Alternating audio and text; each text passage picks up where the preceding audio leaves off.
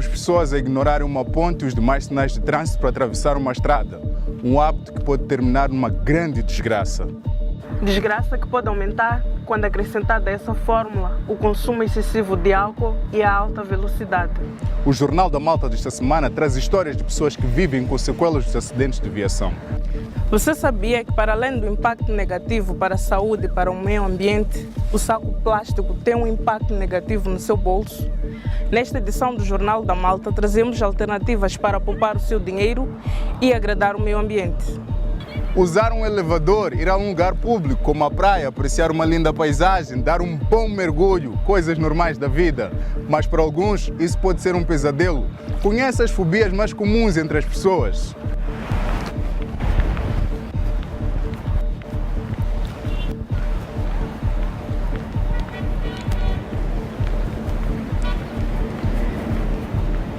Vamos lá.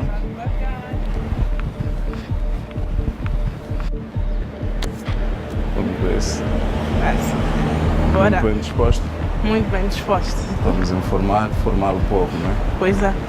Os jovens precisam. Vamos a isso. Este programa de hoje está imperdível. Vamos a isso.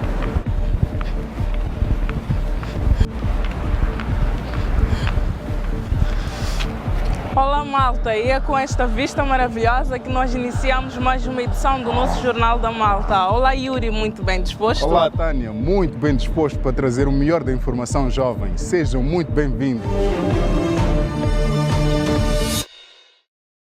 Em cada 10 mil habitantes no país, 3 já foram vítimas de algum tipo de acidente de viação. E muitas delas e as suas famílias carregam sequelas por toda a vida. Conhece a seguir histórias de pessoas que viram o rumo de suas vidas mudadas por conta de um acidente de viação. Será que eu ia conseguir seguir em frente? O pescoço também. E me juntou contra a parede, acabou me cuspindo para o terreno.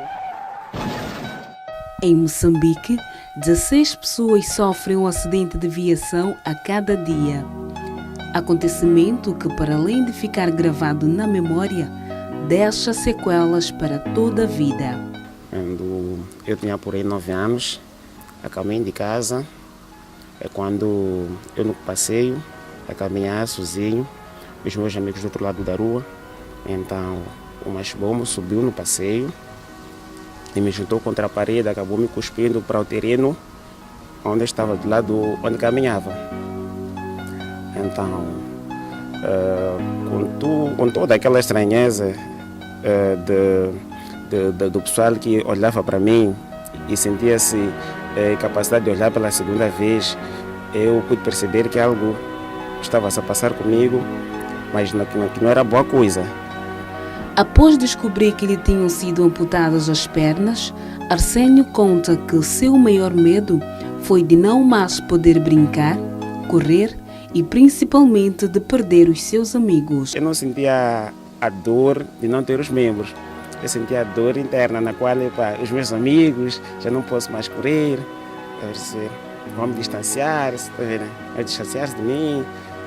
Alda, adolescente de 14 anos, também faz parte das estatísticas de pessoas vítimas de acidentes de viação. Um dado que coloca Moçambique como o 4º país da África Austral com maior número de acidentes do gênero. Estava a brincar com as minhas amigas. Depois saímos da reunião e nós fomos sentar num sítio aí. Logo aquele carro ali, não sei de onde vinha, logo saiu da estrada, veio ali onde nós estávamos, bateu muita gente, depois veio na direção onde nós estávamos, nos atropelou. A adolescente perdeu parte dos movimentos do braço direito, contraiu ferimentos na cabeça e se movimenta com dificuldade. Quando eu me assento num lugar adequado, quando o carro estiver a fazer aquilo, a dirigir, aquelas bombas que tem nas estradas, quando aquele carro sobe para cima, vai para baixo, aqui no pescoço sempre dói. Por isso não posso subir chave. Para além de sequelas deixadas no corpo, Alda teve que parar de estudar. Ela automaticamente perdeu o ano. porque o pescoço dela, naquelas condições para apanhar chapa, não é fácil. Me senti mal, nem até agora que o bispo ir à escola. Mas não tem como.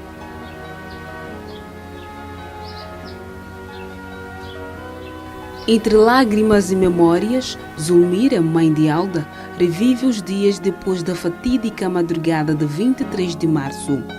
Um acidente que vitimou mortalmente 23 pessoas e 28 ficaram feridas. O braço foi quebrado. O pescoço também. Francisca vive há quase 2 meses uma dor difícil de suportar, a de perder uma filha. Por sinal, a sua única filha. Tainara, podia dizer que era o meu único tesouro. Eu respirei, eu vivi, eu dediquei a minha vida por ela.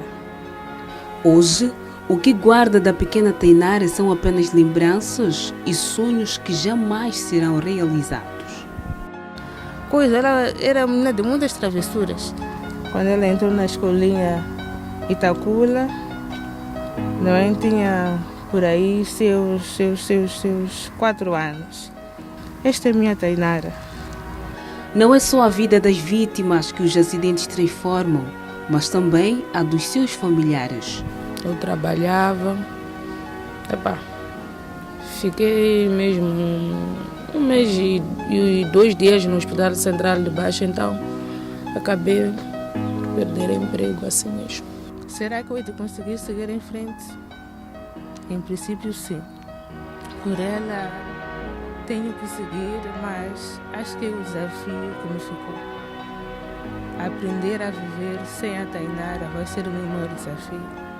Os acidentes de viação estão entre as principais causas de entradas no serviço de ortopedia do Hospital Central de Maputo. Das 200 camas existentes no departamento, mais da metade são ocupadas por vítimas de acidentes de viação. O departamento de ortopedia tem 200 camas e nós temos cerca de 75% de ocupação de camas por causa do trauma devendo a principalmente acidente de viação e quedas. Quanto ao nível de vítimas de acidentes de viação registrados pela Polícia da República de Moçambique, lideram a lista Maputo Província, Cidade de Maputo e Província de Sofala, com 960, 788 e 696 casos, respectivamente, seguidas da província de Manica, com 485 casos, Gaza, com 455, Inhambane, com 387, Nampula, com 327, as províncias de Tete e Zambésia, com 208 casos, Cabo Delgado, com 148 e a província de Niassa, representando o menor número de vítimas, com 77 casos. Estamos na Avenida de Moçambique, uma das principais da cidade de Maputo. Esta via é a que maior número de acidentes de viação registrou no ano de 2017. E uma das principais causas para a ocorrência desses acidentes é o não uso da ponte, que neste momento encontra-se pouco movimentada. De acordo com dados publicados pelo Instituto Nacional de Estatística, nos últimos 7 anos foram registrados 36.720 casos de vítimas de acidentes de viação, no universo de 15.137 acidentes de viação verificados no mesmo período. O número de vítimas apresentadas corresponde a 5.246 por ano, 437 por mês, 109 por semana e 16 por dia, o que significa que a cada 1h30, uma pessoa é vítima de acidente de viação. A PRM considera vários fatores responsáveis pela ocorrência desses acidentes. Maioritariamente, os acidentes de viação ao nível nacional têm sido motivados por velocidade excessiva, a inobservância daquilo que são os limites, os limitadores de velocidade colocados ao longo das vias, a inobservância também por parte dos condutores de algumas regras de condução nomeadamente a condução sob efeito de álcool, o cruzamento irregular, a ultrapassagem também irregular, o desrespeito pelos sinais luminosos, que são os semáforos. O trabalho da polícia é refletido diariamente nas principais vias para evitar o pior. Mas os peões não fazem uso da ponte aérea, fato que aumenta a possibilidade da ocorrência de mais vítimas. Enquanto eu estiver a regular, estiver a chamar os veículos para passar, também estou atento, verifico quais são as pessoas que não se faz a travessia a ponte. E eu chamo a atenção às pessoas para poderem atravessar a estrada usando a ponte aérea. A dor da perda de um familiar ou o trauma por um acidente de viação não podem ser esquecidos.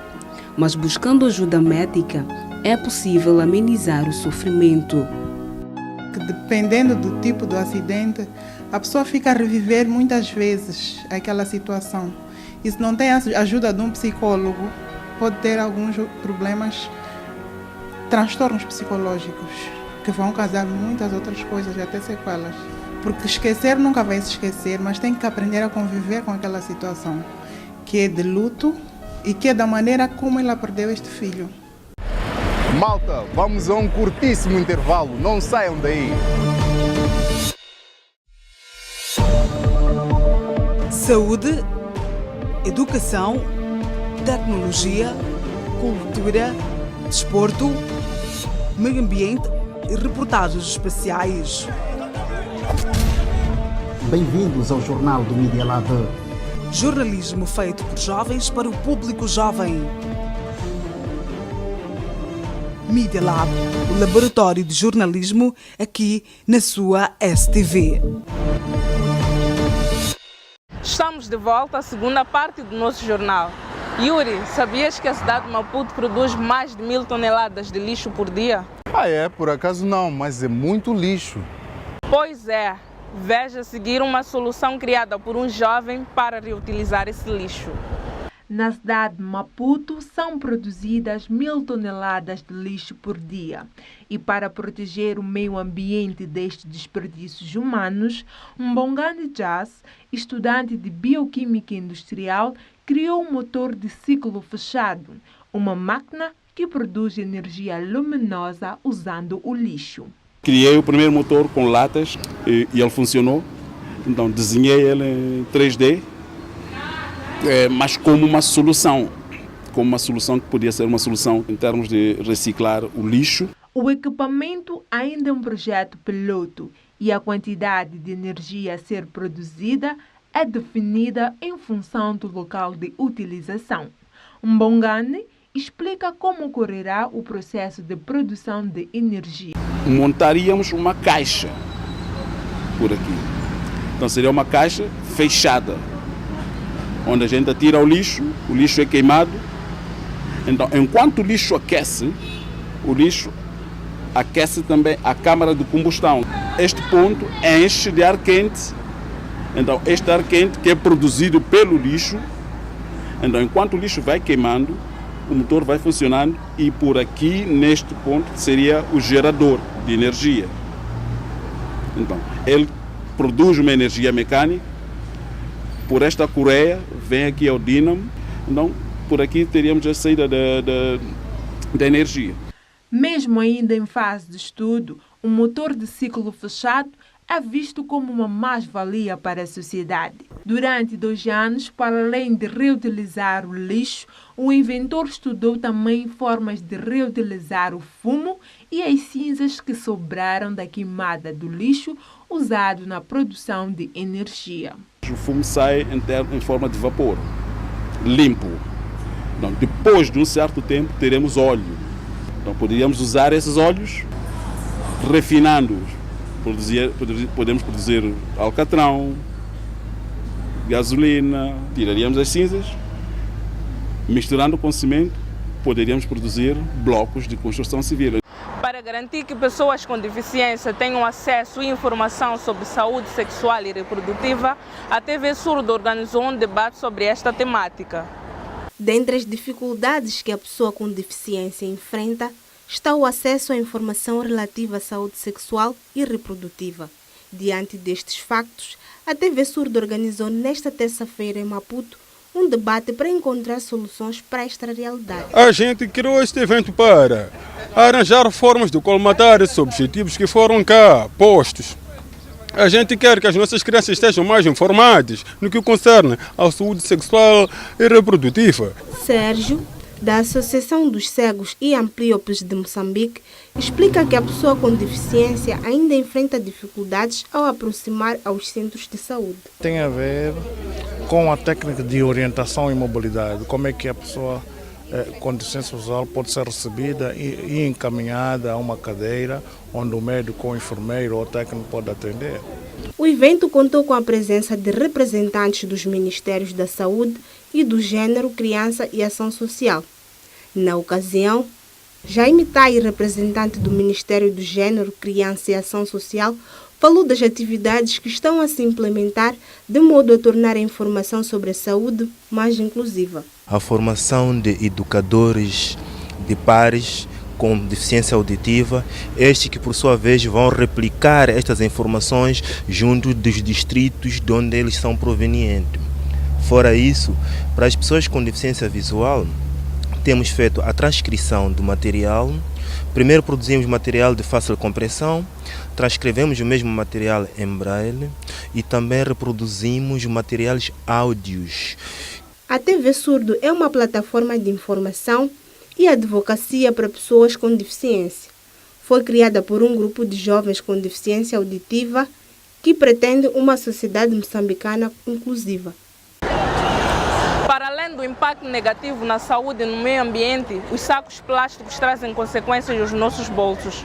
Veja a seguir alternativas viáveis ao uso do plástico. A cada ano, 8 milhões de toneladas de plásticos, o equivalente a um caminhão de lixo por minuto, acabam nos oceanos, prejudicando a vida selvagem, a pesca e o turismo. Um facto responsável pela morte de 1 milhão de aves marinhas e 100 mil mamíferos. Devido aos impactos negativos que causa ao meio ambiente e à saúde humana, o plástico é considerado o vilão do século XXI. Para incentivar a mudança de comportamento e hábitos ambientais mais saudáveis, as Nações Unidas instituíram o dia 3 de julho como Dia Internacional Sem Saco Plástico. Moçambique é um dos países africanos que, para proteger o meio ambiente, declarou guerra aos sacos plásticos e, para reduzir o seu uso, aprovou em 2015 o Regulamento sobre a Gestão e Controle de Sacos Plásticos. Dentre as medidas aprovadas, o decreto proíbe a distribuição gratuita de sacos plásticos em estabelecimentos comerciais, passando a ser pagos pelo custo de 3 meticais. Mas ainda assim, muitas são as pessoas que optam por comprar um saco plástico a cada vez que vão às compras. Costumam comprar por dia, pelo menos 3, 4 plásticos por dia. Por dia compro 40 plastiquinhos. Compro plásticos sempre que vou comprar algo. Acaba todos os dias, sim. Se uma pessoa compra um saco plástico por dia, gasta em média 3 meticais, seja porque foi a uma padaria, ao mercado, a uma loja, ou porque no meio do caminho, na saída do trabalho, viu aquele alface que faltava para complementar o seu jantar. Estamos a falar de 21 meticais por semana, 90 por mês e 1080 por ano.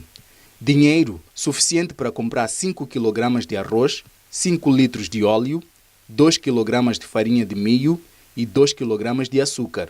Se as pessoas optassem por um cesto de palha para as compras ou um saco de pão, gastariam em média 150 meticais pelos objetos que duram mais de um ano. Poupariam 780 meticais por ano se optassem pelos dois e 930 meticais se optassem por apenas um deles. O que as pessoas mais compram diariamente é o pão. Uma pesquisa feita pelo Media Lab revela que as padarias vendem em média 100 a 150 sacos plásticos por dia, 700 a 1050 por semana, 3.000 a 4.500 por mês e 10.360 a 54.000 sacos plásticos por ano. O que quer dizer que as 2.000 padarias registradas no país vendem por ano cerca de 108 milhões de sacos plásticos. Ou seja, só pela compra do pão, Vão ao meio ambiente 108 milhões de sacos plásticos que levam mais de 100 anos para se decompor. O plástico em si, por liberar as substâncias tóxicas, ela provoca problemas respiratórios, problemas pulmonares. Uma cadeia, o próprio cancro, se nós formos a fazer uma pesquisa e reparar a origem, nós vamos encontrar muito do saco plástico, muito desta substância, porque é o petróleo que se libera no saco plástico. E isto, se ingerido, cria, claro, problemas de saúde. E isto vai afetar a parte respiratória, vai afetar os órgãos internos. Malta, vamos a mais um curtíssimo intervalo. Continuem ligados porque o programa está imperdível.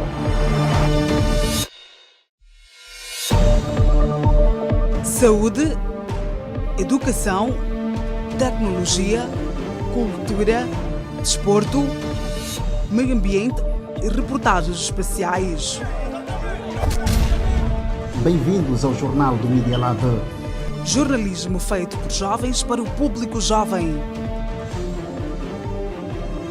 Media Lab, o laboratório de jornalismo aqui na sua STV. Bem-vindos à última parte do nosso jornal. Tânia, tens algum medo exagerado por alguma coisa? Sim, Yuri, o medo de ficar em locais fechados. Ah é? Sabes que isso pode ser claustrofobia? Conheça estas e mais fobias na reportagem a seguir. Medo. Todos nós temos pelo menos um, a qual devemos prestar atenção para não se tornar exagerado e virar uma doença conhecida por fobia. Existem mais de 400 tipos de fobias, desde as mais comuns como o medo de alturas, às mais exóticas como a clinofobia, que é o medo da própria cama. Se uma pessoa tem medo de andar na rua e fica presa em casa, ela pode adquirir vários outros tipos de fobias através de objetos que estão no seu ambiente. Ela pode adquirir, por exemplo, a catoptrofobia, que é o medo de espelhos. Veja a seguir os vários outros tipos de fobias que existem. Medo de dinheiro, de pensar, do mar, de ter rugas e até o medo de ter fobia são dramas reais vividos por algumas pessoas. Teresa desenvolveu em criança um medo que parecia comum para sua idade, o medo do escuro, mas hoje, já adulta, não o superou. Muita gente apaga todas as luzes para dormir, mas eu não. Sempre tem que ter uma luz, seja do televisor, do computador, ou mesmo a luz do quarto tem que estar acesa para poder dormir, caso não durmo. Falar com outras pessoas, em grupos pequenos ou grandes, é uma atividade que se tem de passar na vida. Mas para Michael, que sofre de glossofobia, o medo de falar em público é uma tarefa difícil de realizar. Preparei a apresentação, era para levar por aí cerca de 30 minutos, mas infelizmente levou apenas 10 minutos. Para além do nervosismo, eu fico trêmulo e perco a atenção. As fobias podem ter como origem experiências vividas, tal como acontece com Beth, que desenvolveu o medo de lugares fechados, também designado por claustrofobia. Entrei, estava com os meus familiares, mas de repente o elevador parou. E eu ali me senti sozinha e comecei a perder ar. Foi aí que eu descobri que eu tinha medo de lugares fechados, porque aquele lugar parecia estar a comprimir. Mas esta não é a única fobia de Beth. Depois de ter presenciado a explosão do paiol de Massazine em 2007, passou a ter a agorafobia, que é o medo de lugares públicos. Não consigo ir à praia nos dias de muito calor, porque eu sei que estará lá muita gente. Quando vou aos shows, prefiro sempre ficar em lugares que tenha menos gente, porque sinto às vezes que em qualquer momento pode acontecer algo e eu vou precisar sair. E para sair vai ser difícil. Mas afinal, quando é que o medo passa a ser fobia? O medo é sobre uma coisa concreta. Por exemplo, tropeçou e caiu. A partir do momento em que já aprendeu que tropeçar pode cair, quando nós descemos as escadas, tomamos sempre o cuidado de não tropeçar para não cair. Porque eu tenho medo de tropeçar para cair. É um objeto real, uma realidade vivenciada. Quando é que esse medo passa a tal fobia? Exatamente porque ele parte de um pressuposto quase que não existente. Não tem certeza absoluta de que esta situação vai acontecer. Então, por isso chamamos fobia. É um medo persistente, acentuado, desproporcional e até irracional. Vamos ao mundo da 7ª arte para conhecer o primeiro moçambicano que recebeu o convite para fazer parte da Academia de Hollywood. Vão aprender a comportar-se como mulheres novas. Vão sair daqui com cabeças bem limpas. E quando se transformarem, serão libertadas para poder servir o país. Viva mulheres novas! Viva! A Ilha dos Espíritos e Memories of Dreams são alguns dos filmes que apimentaram a trajetória do cineasta moçambicano Pedro Pimenta.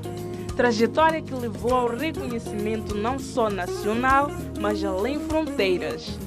Pimenta foi o primeiro moçambicano convidado a integrar a Academia de Artes Cinematográficas de Hollywood. Eu acho que a oportunidade que existe é que temos a possibilidade, como membro da Academia, de ter acesso a uma rede muito grande de gente influente. Num percurso de 4 décadas, marcados não só por filmes, mas também documentários, curtas e longas metragens, Pedro usou a luz, câmera, claquete para retratar as histórias da terra de Marrabenta, Uds e Mapico. Os temas foram sempre associados à observação que nós fazemos da sociedade à nossa volta. Se no início estavam muito relacionados com a atualidade política e social imediata, gradualmente foram evoluindo para temáticas, digamos, mais permanentes. Para cineastas moçambicanos renomados como Licínio de Azevedo, o convite foi para Pimenta, mas a comemoração é do cinema moçambicano. Eu acho que isso aí é uma honra enorme para o Pedro, não é para o cinema moçambicano, obviamente, mas principalmente para o Pedro, porque é o resultado de um esforço dele ao longo das últimas 4 décadas, são 40 anos que o Pedro trabalha em cinema aqui em Moçambique.